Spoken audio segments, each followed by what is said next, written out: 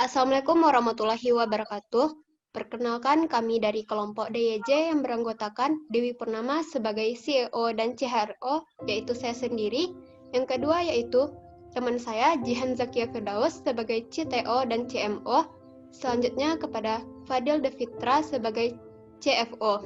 Kami semua dari jurusan Teknologi Informasi, Prodi Manajemen Informatika. Dosen pengampu mata kuliah Bapak Yuhan Fauzan dan Bapak Rahmat Hidayat.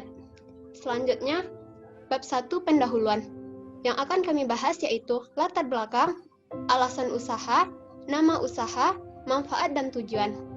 Dari latar belakang ini, pada PT DYJ sendiri, kami ada visi dan misi, yaitu keadaan pandemi yang harus memenuhi protokol kesehatan.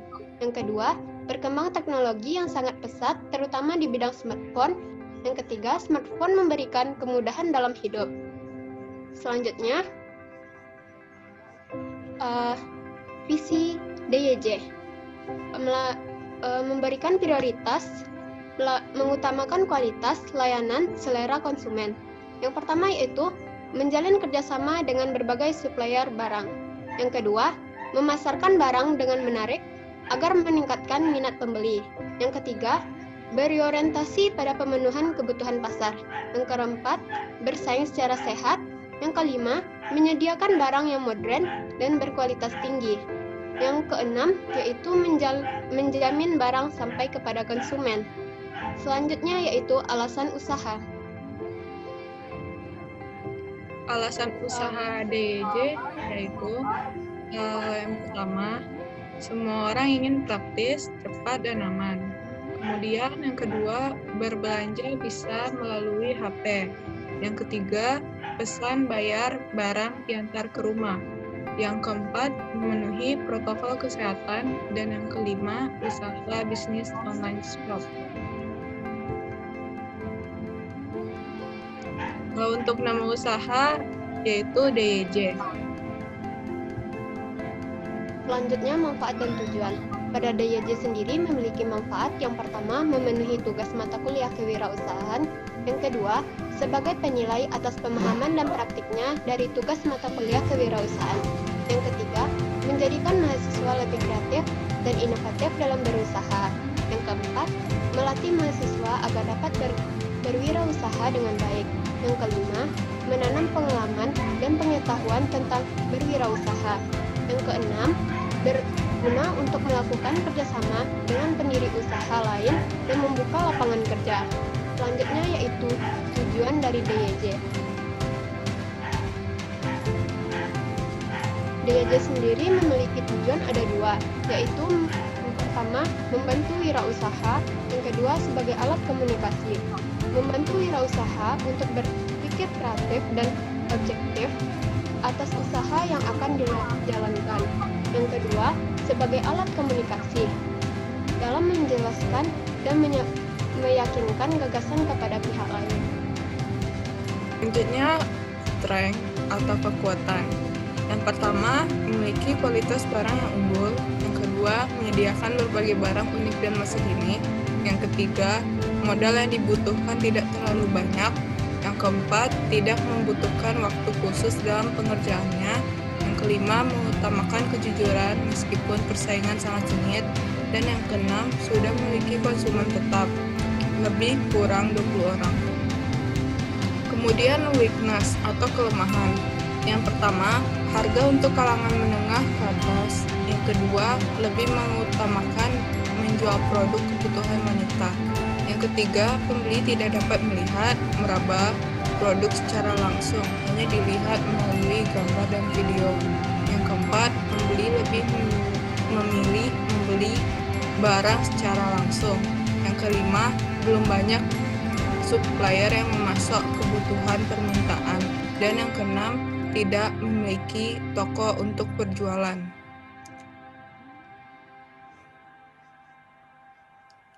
Next, untuk strategi pasar, bagian segmenting berdasarkan geografi, berdasarkan demografi, berdasarkan psikografi. Untuk targetingnya kita yaitu orang terdekat saya seperti teman, keluarga, dan rekan saya, sehingga produk yang kita jual akan merambah ke wilayah yang lebih luas lagi. Kemudian untuk bagian positioning, apa beda produk kita dibanding kompetitor dan apa saja keunggulannya? Selanjutnya, strategi pemasaran. Untuk produk, kita mengeluarkan fashion wanita syar'i remaja dewasa. Untuk harga sekitaran 100.000 hingga 600.000, tergantung dari produknya. Kemudian untuk promosi, diskon 10% untuk memberikan free ongkir untuk wilayah Solok dan Padang. Selanjutnya bagian rencana keuangan oleh Fadil Devitra sebagai CFO. Bab 3, rencana keuangan. Perkiraan pendapatan. Pendapatan 500.000 dikurang dengan modal 200.000, maka laba kotornya sebanyak 300.000. Biayanya pulsa 50.000 ditambah dengan paket 100.000. Total biayanya 150.000. Maka laba bersihnya sama dengan 300.000 laba kotor dikurang sama total biaya sama dengan 150.000 laba bersih per bulan. Permodalan atau kelola keuangan. Kelola keuangan memiliki laporan keuangan, membuat rekening khusus bisnis pada beberapa bank, menghindari penggunaan rekening bisnis untuk pengeluaran pribadi, menetapkan biaya tetap dan biaya variabel. Untuk modal awal saya mengambil dari uang tabungan saya sebesar 200.000. Perkiraan pengembalian modal. Satu keuntungan, 30% ditabung untuk dengan dana, 40% untuk operasional, 30% pengembalian modal. Sedangkan modal 30% dikali dengan 150.000, maka 45.000 untuk cadangan modal. Sedangkan untuk operasional 40% dikali 150.000, maka hasil operasional sebanyak 60.000. Sedangkan pengembalian modal sebanyak 30% dikali 150.000, maka hasilnya 45.000. Satu, pengembalian modal. Modal dibagi 30%, keuntungan per bulan 200.000 dibagi 45.000, maka hasilnya 4,5 bulan. Jadi modal usaha kami akan kembali setelah 4,5 bulan berjualan. 4. Penutup. Risiko. Dari segi pemasaran, banyak produk serupa yang dijual dengan harga yang sama sehingga mengurangi minat pembeli untuk membeli di toko saya. B. Dapat kena penipuan dari supplier. C. Pembelian kurang puas dengan pelayanan dari penjual. Dari segi produk, ada pembeli yang tidak melunasi barangnya setelah memesan atau dengan sistem pre-order. Jadi kerusakan barang sampai ke penerima sehingga harus melakukan return barang ke agen. Agen tidak mengirim barang yang dipesan sesuai dengan pesanan, tidak mengganti barang tersebut.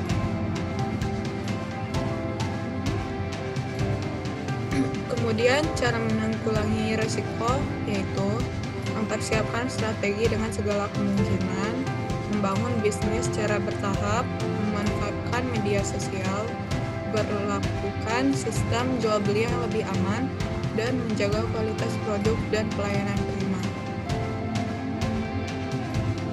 Selanjutnya yaitu rencana pengembangan usaha. Yang pertama yaitu join dengan DYJ, yang kedua menjadi admin sekaligus reseller DYJ, yang ketiga memberi giveaway, diskon, promotion yang menarik pelanggan, yang keempat menawarkan produk di berbagai aplikasi jualan offline seperti Shopee, Lazada, dan lain-lain. Yang kelima, lebih unggul dalam kualitas dan prima dalam layanan. Yang keenam, membuka toko untuk pembelian secara langsung. Yang ketujuh, pengembangan usaha sesuai dengan perkembangan zaman. Kesimpulan. 1. Proses pembeli barang atau jasa oleh konsumen, penjual real time atau pelayan melalui internet. 2. Perlu bertemu penjual atau pembeli secara langsung. 3. Untuk belanja online hanya melihat bar dan mengira wujudnya saja. Bisa jadi barangnya yang dibeli tidak sesuai dengan ekspektasi. 4. Bisnis online awal baik bagi pebisnis pemula. Sekian dari kelompok kami. Jika ada salah, mohon dimaafkan. Terima kasih atas perhatiannya. Jangan lupa berkunjung ke DYJ Instagramnya. Terima kasih. Assalamualaikum warahmatullahi wabarakatuh. Wabarakatuh.